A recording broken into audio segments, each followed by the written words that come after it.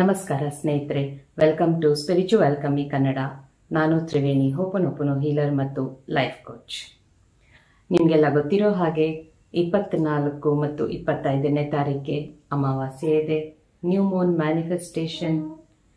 So ಈ ಅಮಾವಾಸ್ಯೆ ಅಂದರೆ ಭೀಮ್ನ ಅಮಾವಾಸ್ಯೆ ಅಂತ ನಿಮಗೆಲ್ಲ ಗೊತ್ತು. ನೀವು ಮಾಡೋ ಪೂಜೆ ನೀವು ಮಾಡಿ, ಅದಲ್ಲದೆ ನಮ್ಮ ಮ್ಯಾನಿಫೆಸ್ಟೇಷನ್ ಇದೆ.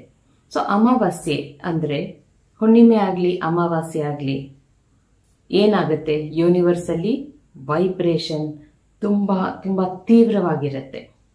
ಯಾವಾಗೆಲ್ಲ ಯೂನಿವರ್ಸಲ್ಲಿ ವೈಬ್ರೇಷನ್ ತೀವ್ರವಾಗಿರುತ್ತೋ ನಾವು ನಮ್ಮ ವೈಬ್ರೇಷನ್ನ ಹೈ ಮಾಡಿಕೊಂಡು ಆ ಯೂನಿವರ್ಸ್ನ ವೈಬ್ರೇಷನ್ ಜೊತೆ ಮ್ಯಾಚ್ ಮಾಡ್ಕೊಂಡ್ಬಿಟ್ರೆ ಆಗ ನಮಗೇನು ಬೇಕೋ ಈಸಿಯಾಗಿ ನಾವು ಕೇಳ್ಕೊಂಡಾಗ, ಅವತ್ತಿನ ದಿನ ಕೇಳಿದಾಗ ಯೂನಿವರ್ಸ್ನ ಈಸಿಯಾಗಿ ನಮಗೆ ಸಿಗುತ್ತೆ. ಆದರೆ ಸಿಗಬೇಕು ಅಂದರೆ ನಾವೇನು ಮಾಡಬೇಕು? ಈಗ ಮಕ್ಕಳೇನಾದರೂ ಕೇಳಿದ್ರೆ ತಂದೆ ತಾಯಿ ಏನು ಮಾಡ್ತಾರೆ, ಓಕೆ ನಾನು ನಿಂಗೆ ಇದು ಕೊಡಿಸ್ತೀನಿ, ಅದನ್ನು ನಾನು ನಿಂಗೆ ಕೊಡಿಸ್ಬೇಕಂದ್ರೆ ನೀನು ಈ ಹೋಮ್ವರ್ಕ್ ಮಾಡಬೇಕು, ಚೆನ್ನಾಗಿ ಓದಬೇಕು, ಈ ಕೆಲಸ ಮಾಡಬೇಕು, ಆ ಕೆಲಸ ಮಾಡಬೇಕು ಅಂತ ಹೇಳ್ತೀವಲ್ಲ. ಅದೇ ಥರ ಯೂನಿವರ್ಸ್ ಕೂಡ ನಮ್ಮ ತಂದೆ ನಮ್ಮ ತಾಯಿ, ಯೂನಿವರ್ಸ್ ಕೂಡ ನಮಗೆ ಆ ಥರನೇ ಹೇಳುತ್ತೆ. ನೀನು ಕೇಳಿದ್ ನಾನು ಕೊಡಬೇಕಂದ್ರೆ ನನಗಿಷ್ಟ ಆಗೋ ಹಾಗೆ ನೀನು ಇರಬೇಕು ಅಂತ. ಸೊ ಯೂನಿವರ್ಸ್ಗೆ ಇಷ್ಟ ಆಗೋ ಹಾಗೆ ಅಂದರೆ ನಾವು ಹೇಗಿರಬೇಕು? Positive mindset. ಫಸ್ಟ್ ಪಾಸಿಟಿವ್ ಮೈಂಡ್ಸೆಟ್ಟಲ್ಲಿ ಇರಬೇಕು. ನಮ್ಮ ಮನಸ್ಸನ್ನು ಯಾವಾಗಲೂ ಪ್ರಶಾಂತವಾಗಿ ಇಟ್ಕೋಬೇಕು. ನೋ ಕೋಪ, ನೋ ದುಃಖ, ನೋ ಬೇಜಾರು, ಇದೆಲ್ಲ ನೆಗೆಟಿವ್ ಎಮೋಷನ್ಸ್. ನಮ್ಮಲ್ಲಿ ಪಾಸಿಟಿವ್ ಎಮೋಷನ್ಸ್ ಇದ್ದಾಗ ನಮ್ಮ ಫ್ರೀಕ್ವೆನ್ಸಿ ಹೈ ಆಗ್ತಾ ಹೋಗುತ್ತೆ. ಎಷ್ಟು ಖುಷಿಯಾಗಿರ್ತೀವೋ ಬರೋ ಕಷ್ಟಗಳನ್ನು ಎಲ್ಲ ಬಿಟ್ಬಿಟ್ಟು. ಯಾಕೆಂದರೆ ಈ ಅಮಾವಾಸ್ಯೆ ಅಂದರೆ ಹುಣ್ಣಿಮೆ ಆಗಲಿ ಅಮಾವಾಸ್ಯೆ ಆಗಲಿ ವೈಬ್ರೇಷನ್ಸ್ ಹೈ ಇದ್ದಾಗಲೇ ಆ ಕಷ್ಟಗಳಿಗೆ ನಾವು ಪರಿಹಾರ ಪಡ್ಕೋಬೋದಲ್ವಾ. ಸೊ ಅದಕ್ಕೆ ಆ ಕಷ್ಟಗಳನ್ನೇ ನೆನೆಸ್ಕೊಂಡು ನೀವೆಲ್ಲ ಇನ್ನೂ ದುಃಖದಲ್ಲೇ ಇದ್ದರೆ ಯಾವಾಗ ದುಃಖದಿಂದ ಹೊರಗೆ ಬರ್ತೀರಾ? ಸೊ ಈಗ ಅಮಾವಾಸ್ಯೆ ಬಂದಿದೆ. ಈ ಅಮಾವಾಸ್ಯೆ, ಪ್ರತಿ ಅಮಾವಾಸ್ಯೆ, ಪ್ರತಿ ಹುಣ್ಣಿಮೆ ತುಂಬ ತುಂಬ ವಿಶೇಷವಾಗೇ ಇರುತ್ತೆ. ಸೊ ಈ ತಿಂಗಳಲ್ಲಿ ಬಂದಿರೋ ಈ ಅಮಾವಾಸ್ಯೆ ತುಂಬಾ ವಿಶೇಷವಾಗಿದೆ. ನೀವೆಲ್ಲ ಈಗಾಗಲೇ ಯಾರೆಲ್ಲ ಪಾಸಿಟಿವ್ ಆಗಿದ್ದೀರೋ ಅಬ್ಸರ್ವ್ ಮಾಡ್ತಿರ್ಬೋದು. ಎಲ್ಲಿ ನೋಡಿದ್ರು ನಿಮಗೆ ರೆಪಿಟೇಟಿವ್ ನಂಬರ್ಸ್, ಏಂಜಲ್ ನಂಬರ್ಸ್ ಕಾಣಿಸ್ತಾ ಇರುತ್ತೆ, ನಿಮಗೆ ಫೆದರ್ಸ್ ಕಾಣಿಸ್ತಾ ಇರುತ್ತೆ, ಬಟರ್ಫ್ಲೈಸ್ ಕಾಣಿಸ್ತಾ ಇರುತ್ತೆ. ನೀವು ಯಾರನ್ನ ನೆನೆಸ್ಕೊಂಡ್ರೆ ಅವರು ನಿಮ್ಮ ಕಣ್ಮುಂದೆ ಕಾಣಿಸ್ತಾ ಇರ್ತಾರೆ. ವಿನಾಕಾರಣ ಏನೋ ಖುಷಿಯಾಗಿರ್ತೀರಾ. ಈ ಥರ ಯಾರೆಲ್ಲ ಪಾಸಿಟಿವ್ ಮೈಂಡ್ಸೆಟ್ಟಲ್ಲಿ ಇರ್ತೀರೋ, ಯಾರೆಲ್ಲ ನೆಗೆಟಿವ್ ಮೈಂಡ್ಸೆಟ್ಟಲ್ಲಿ ಇದ್ದೀರೋ ನಿಮಗೇನಾಗುತ್ತೆ, ಇನ್ನೂ ಕೋಪ ಜಾಸ್ತಿ ಆಗುತ್ತೆ, ದುಃಖ ಜಾಸ್ತಿ ಆಗುತ್ತೆ, ಬೇಜಾರು ಜಾಸ್ತಿ ಆಗುತ್ತೆ, ನೋವು ಜಾಸ್ತಿ ಆಗುತ್ತೆ. ಯಾರು ಸುಮ್ಮನೆ ಏನಾದರೂ ಒಂದು ಮಾತಂದ್ರು ಸಿಕ್ಕಾಪಟ್ಟೆ ಕೋಪ ಬಂದ್ಬಿಡುತ್ತೆ ನಿಮಗೆ. ಆ ಕೋಪದಲ್ಲಿ ಏನು ಮಾಡ್ತೀರಾ, ನಿಮ್ಮ ಕಂಟ್ರೋಲಲ್ಲಿ ನೀವೇ ಇರಲ್ಲ. ಸೊ ಅಮಾವಾಸ್ಯೆ ಬಂತಲ್ಲ ಅದಕ್ಕೆ ಈ ಥರ ಆಡ್ತಿದ್ಯಾ ಅಂತೆಲ್ಲ ಕೇಳ್ತಿರ್ತಾರೆ ಅಲ್ವಾ ಎಲ್ಲರೂ. ಅದು ಹುಚ್ಚಲ್ಲ, ಬೇರೆ ಏನೂ ಅಲ್ಲ. ಲೋ ವೈಬ್ರೇಷನ್ ಇದ್ದಾಗ ಅದೇ ಜಾಸ್ತಿ ಆಗುತ್ತೆ, ಹೈ ವೈಬ್ರೇಷನಲ್ಲಿದ್ದಾಗ ಅದೇ ಜಾಸ್ತಿ ಆಗುತ್ತೆ. ಸೊ ಹಾಗಾಗಿ ಈಗ ಇವತ್ತಿನಿಂದಾನೇ ಯಾವ ವೈಬ್ರೇಷನಲ್ಲಿ ಇರ್ತೀರಾ ಅಂತ ನೋಡ್ಕೊಳ್ಳಿ. 26ನೇ ತಾರೀಕುವರೆಗೂ ಕೂಡ ಯೂನಿವರ್ಸಲ್ಲಿ ಸಿಕ್ಕಾಬಟ್ಟೆ ಹೈ ವೈಬ್ರೇಷನ್ ಇದೆ ಸ್ನೇಹಿತರೆ. ಇವತ್ತಿನಿಂದ 26ನೇ ತಾರೀಕುವರೆಗೂ ಆದಷ್ಟು ಪಾಸಿಟಿವ್ ಆಗಿರಿ, ಖುಷಿಯಾಗಿರಿ. ಯಾವಾಗಲೂ ಒಳ್ಳೆ ಅಫರ್ಮೇಷನ್ಸನ್ನೇ ಹೇಳ್ಕೊತಾ ಇರಿ. ನಾನು ವಾಟ್ಸಪ್ ಗ್ರೂಪಲ್ಲಿ ಎಷ್ಟು ಒಳ್ಳೆ ಅಫರ್ಮೇಷನ್ಸ್ ಕೊಡ್ತಾ ಇದ್ದೀನಲ್ವ ನಿಮ್ಗೆಲ್ಲರಿಗೂ.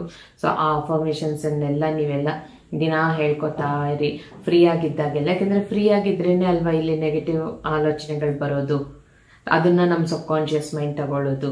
ಸೊ ಫ್ರೀ ಬಿಡಬೇಡಿ, ಏನಾದರೂ ಒಂದು ಪಾಸಿಟಿವಿಟಿನ ಕೊಡ್ತಾ ಇರಿ, ಅದಕ್ಕೆ ಓಪನ್ ಹೇಳ್ಕೊತಾ ಇರಿ. ಈ ಥರ ಇದ್ದಾಗ ನಿಮ್ಮ ಮೈಂಡ್ ಯಾವಾಗ ಬಿಡುವಿರುತ್ತೆ ಅದಕ್ಕೊಂದು ಕೆಲಸ ಕೊಟ್ಬಿಡಿ ಅಷ್ಟೇ. ಆವಾಗೇನಾಗುತ್ತೆ, ನಿಮ್ಮ ಮ್ಯಾನಿಫೆಸ್ಟೇಷನ್ ನಿಮಗೆ ಸುಲಭವಾಗಿ ಸಿಗುತ್ತೆ. ಯಾರ ಮೇಲೂ ಯಾವುದಕ್ಕೂ ಬ್ಲೇಮ್ ಮಾಡಬೇಡಿ, ಕಂಪ್ಲೇಂಟ್ ಮಾಡಬೇಡಿ, ಈ ಥರದ ಗಾಸಿಪ್ಸ್ ಮಾಡಬೇಡಿ, ನ್ಯೂಸ್ಗಳು ನೋಡಬೇಡಿ, ಸ್ಯಾಡ್ ಸಾಂಗ್ಸ್ ಕೇಳಿಸ್ಕೋಬೇಡಿ. ಇದೆಲ್ಲ ಬಿಟ್ಬಿಟ್ಟು ಹ್ಯಾಪಿಯಾಗಿರಿ, ಜಾಲಿಯಾಗಿರಿ, ಖುಷಿಯಾಗಿರಿ. ಆಮೇಲೆ ಈ ಥರ ಹೇಗಿರಬೇಕು ಅನ್ನೋದು ಹೇಳಿದೆ. ಇವಾಗ ಮ್ಯಾನಿಫೆಸ್ಟೇಷನ್ಗೆ ಹೋಗೋಣ. ಈ ಅಮಾವಾಸ್ಯೆ ದಿನ ಯಾವುದಾದ್ರೂ ನಿಮ್ಮದು ಗೋಲ್, ತುಂಬ ದೊಡ್ಡ ಗೋಲ್, ಅದು ಸ್ಟಾರ್ಟ್ ಮಾಡಬೇಕು ಅಂದರೆ ತುಂಬ ಭಯ ಆಗ್ತಿದೆ, ಸಿಗುತ್ತೋ ಇಲ್ವೋ, ಆ ಥರದ್ದೊಂದು ದೊಡ್ಡ ಗೋಲ್ ಇರುತ್ತಲ್ವ, ಅದನ್ನು ಸ್ಟಾರ್ಟ್ ಮಾಡಿ. ಆ ಗೋಲ್ಗೆ ಬೇಕಾಗಿರೋ ಎಫರ್ಟನ್ನು ಹಾಕೋದಕ್ಕೆ ಸ್ಟಾರ್ಟ್ ಮಾಡಿ. ಇವಾಗ ಮನೆ ಕಟ್ಟಬೇಕು ಅಂತ ಅಂದ್ಕೊಂಡಿರ್ತೀರ. ಆ ಮನೆ ಕಟ್ಟೋದಕ್ಕೆ ಸರಿ ಇವತ್ತಿಂದ ನಾನು ಸ್ಟಾರ್ಟ್ ಮಾಡ್ತೀನಿ. ಮನೆ ಕಟ್ಟಬೇಕು ಅಂದರೆ ಫಸ್ಟು ಪ್ಲ್ಯಾನ್ ಮಾಡಿಸ್ಕೋಬೇಕು, ಪ್ಲ್ಯಾನ್ ಮಾಡ್ಕೊಂಬರ್ತೀನಿ, ಎಸ್ಟಿಮೇಷನ್ ಬೇಕು, ಎಷ್ಟಾಗತ್ತೆ ಏನು, ಆ ಥರ ಒಂದು ಸ್ಟಾರ್ಟ್ ಅನ್ನೋದೊಂದು ಶುರುವಾತ್ ಅನ್ನೋದು ಆಗಬೇಕು. ಸೊ ಒಂದು ಹೊಸ ಶುರುವಾತನ್ನ ಮಾಡಿ. ಯಾವುದೇ ಆಗಿರ್ಬೋದು, ಒಂದು ಸಣ್ಣ ವಿಷಯದಿಂದ ದೊಡ್ಡದೇ ಕೂಡ ಆಗಿರ್ಬೋದು. ಯಾರೆಲ್ಲ ಯೂಟ್ಯೂಬ್ ಸ್ಟಾರ್ಟ್ ಮಾಡ್ಬೇಕು ಅನ್ಕೊಂಡಿದ್ದೀರೋ ಸ್ಟಾರ್ಟ್ ಮಾಡಿ ಇಮಿಡಿಯೇಟ್ ಆಗಿ. ಅದರಲ್ಲಿ ಏನು ಕಂಟೆಂಟ್ ಹಾಕಬೇಕು ಏನು ಆ ಥರದ್ದೆಲ್ಲ ಏನೇ ಮಾಡಬೇಕಂದ್ರೂ ಸ್ಟಾರ್ಟ್ ಮಾಡಿ ಇಮಿಡಿಯೇಟ್ ಆಗಿ. ಎಫರ್ಟನ್ನು ಸ್ಟಾರ್ಟ್ ಮಾಡಿ, ಕೆಲಸ ಮುಂದಕ್ಕೆ ಹೋಗುತ್ತೆ. ಸೊ ಈಗ ಮ್ಯಾನಿಫೆಸ್ಟೇಷನ್ ಟೆಕ್ನಿಕ್ಗೆ ಹೋಗೋಣವಾ? ಸೊ ಮ್ಯಾನಿಫೆಸ್ಟೇಷನ್ ಟೆಕ್ನಿಕ್ಗೆ ಯಾವಾಗಲೂ ಹೇಳೋ ಥರನೇ ಏನು ಬೇಕು ನಿಮಗೆ, ಒಂದು ಕ್ಯಾಂಡಲ್ ಅಥವಾ ದೀಪ, 3 ಪೇಪರ್, 1 ಪೆನ್ನು, 1 ಗಾಜಿನ ಲೋಟದಲ್ಲಿ ನೀರು, ನೀವು ನಿಮ್ಮ ನಂಬಿಕೆ, ಇಷ್ಟು ಬೇಕು. ಸೊ ಪ್ರಶಾಂತವಾದ ಸ್ಥಳದಲ್ಲಿ ಕುತ್ಕೊಳ್ಳಿ. 24 ಅಥವಾ 25 ಆ 2 ದಿನಗಳು ಅಮಾವಾಸ್ಯೆ ಇದೆ. ಸೊ ಯಾವಾಗ ಬೇಕಾದ್ರೂ ಮಾಡ್ಬೋದು. ವೈಬ್ರೇಷನ್ಸ್ ಹೈ ಆಗೇ ಇರುತ್ತೆ. ನಮ್ಗೇನು ಬೇಕಂದ್ರೆ ವೈಬ್ರೇಷನ್ ಹೈ ಆಗಿರಬೇಕು ಅಷ್ಟೇ. ಸೊ ಎಲ್ಲಿ ಬೇಕಾದ್ರೂ ಕುತ್ಕೊಳ್ಳಿ, ಆದರೆ ಪ್ರಶಾಂತವಾಗಿ ಯಾರು ಡಿಸ್ಟರ್ಬ್ ಮಾಡದೇ ಇರೋ ಜಾಗದಲ್ಲಿ ಕುತ್ಕೊಂಡು ಗಾಜಿನ ಲೋಟದಲ್ಲಿ ನೀರು ಇಟ್ಕೊಳ್ಳಿ. 3 ಪೇಪರ್ ಇಟ್ಕೊಳ್ಳಿ. 1 ಪೇಪರ್, ಫಸ್ಟ್ ಪೇಪರಲ್ಲಿ ನಿಮ್ಮಲ್ಲಿ ಆರೋಗ್ಯದ ಬಗ್ಗೆ ಏನಾದರೂ ನೆಗೆಟಿವ್ ಆಲೋಚನೆಗಳಿದೆಯಾ, ಲಿಮಿಟಿಂಗ್ ಬಿಲೀಫ್ಸ್ ಇದೆಯಾ ಬರ್ಕೊಳ್ಳಿ. ನಿಮ್ಮ ರಿಲೇಷನ್ಶಿಪ್ಸ್ ಬಗ್ಗೆ, ಅಂದರೆ ನಿಮ್ಮ ಲೈಫಲ್ಲಿ ಎಷ್ಟೆಷ್ಟು ಜನ ಇದ್ದಾರೋ ಅಷ್ಟರ ಜನರಲ್ಲಿ ಯಾರ್ಯಾರಿಗೆ ಏನೇನು, ಯಾರ್ಯಾರ ಜೊತೆ ನಿಮ್ಗೆ ಏನೇನಾದರೂ ಇಶ್ಯೂ ಇದೆಯಾ ಅದೆಲ್ಲ ಬರ್ಕೊಳ್ಳಿ. ಹಾಗೇನೆ ಇಂಥವ್ರ ಮೇಲೆ ನನ್ನ ಕೋಪ ಇದೆ, ಇಂಥವ್ರ ಮೇಲೆ ನನ್ನ ದ್ವೇಷ ಇದೆ, ಈ ಥರದ್ದೆಲ್ಲ ಬರೆದ್ಬಿಡಿ. ನೆಕ್ಸ್ಟ್ ಕೆರಿಯರ್, ನಿಮ್ಮ ಕೆರಿಯರ್, ನಿಮ್ಮ ಬಿಸ್ನೆಸ್ ಆಗಲಿ, ಜಾಬ್ ಆಗಲಿ, ಹೌಸ್ ವೈಫ್ಸ್ ಆದರೆ ನಿಮ್ಮ ಹೌಸ್ ವೈಫ್ ಅನ್ನೋದು ಕೂಡ ಒಂದು ಜಾಬೇ ಅಲ್ವಾ? ಎಲ್ಲದಕ್ಕಿಂತ ದೊಡ್ಡ ಜಾಬ್, ಅಲ್ಲೇ ಜಾಸ್ತಿ ಕೆಲಸ 24/7. ಸೊ ಅದನ್ನು ನಿಮ್ಮ ಜಾಬ್ ಅಂತಾನೆ ಅನ್ಕೋಬೋದು. ನಿಮ್ಮ ಕೆರಿಯರ್, ಮನಿ ವಿಷಯ ಏನೇನು ಬೇಕು, ಈ ಥರ ಎಲ್ಲದರಲ್ಲೂ ನಿಮ್ಮಲ್ಲಿ ಏನೇನು ನೆಗೆಟಿವ್ ಎಮೋಷನ್ ಇದೆಯೋ ಅದನ್ನು ಆ್ಯಸ್ ಇಟ್ ಈಸ್ ಬರ್ಕೊಳ್ಳಿ. ಬರೆದು ಅದು ನಿಮ್ಮ ಇನ್ನರ್ ಚೈಲ್ಡ್ ನೋಡ್ತಾ ಇರುತ್ತೆ. ನೀವು ಬರಿತಾ ಇರೋದನ್ನ ಅಲ್ಲಿಂದ ತೆಗಿತಾ ಇದ್ದೀರಾ. ಈಗ ಅದನ್ನು ಎಲ್ಲ ಬರೆದ್ಬಿಟ್ಟು ಅದನ್ನು ಸುಟ್ಟುಬಿಟ್ಟು ಆ ಬೂದಿನ ತಗೊಂಡು ಟಾಯ್ಲೆಟ್ಗೆ ಹಾಕಿ ಫ್ಲಶ್ ಮಾಡಿ. ಈಗ ಬನ್ನಿ ಕೂತ್ಕೊಂಡು ಗ್ರ್ಯಾಟಿಟ್ಯೂಡ್ ಪೇಪರ್ ತಗೊಳ್ಳಿ. ನಿಮ್ಮ ಜೀವನದಲ್ಲಿ ಎಷ್ಟೆಷ್ಟು ಜನ ಇದ್ದಾರೋ, ತುಂಬ ಮುಖ್ಯವಾದವರು, ಅಥವಾ ಯಾರ್ಯಾರ ಮೇಲೆ ನಿಮಗೆ ಕೋಪ ಇದೆಯೋ, ದ್ವೇಷ ಇದೆಯೋ, ಯಾರಿಂದ ನಿಮಗೆ ದುಃಖ ಆಗಿದೆಯೋ ಅಂಥವರನ್ನೇ ತಗೊಳ್ಳಿ.